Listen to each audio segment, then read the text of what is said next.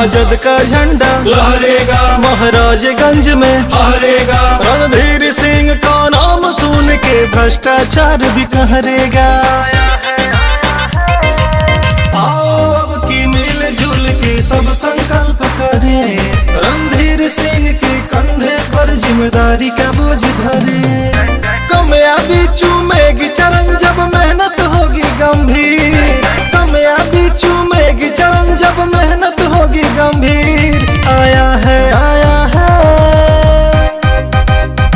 भाई करमवीर रणधीर, आया है भाई करमवीर रणधीर।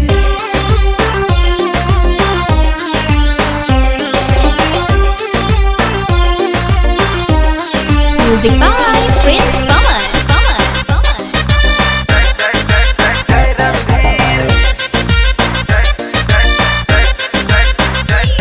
फिर से ललटेन जलाएंगे, अंधियारा दूर भगाएंगे। डंका की चोट पे जनता को विकास करके दिखलाएंगे।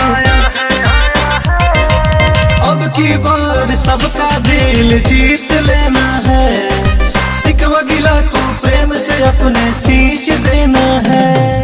प्रभुनाथ सिंह लालू जी का ऊंचा करने से, प्रभुनाथ सिंह लालू जी का ऊंचा करने से आया है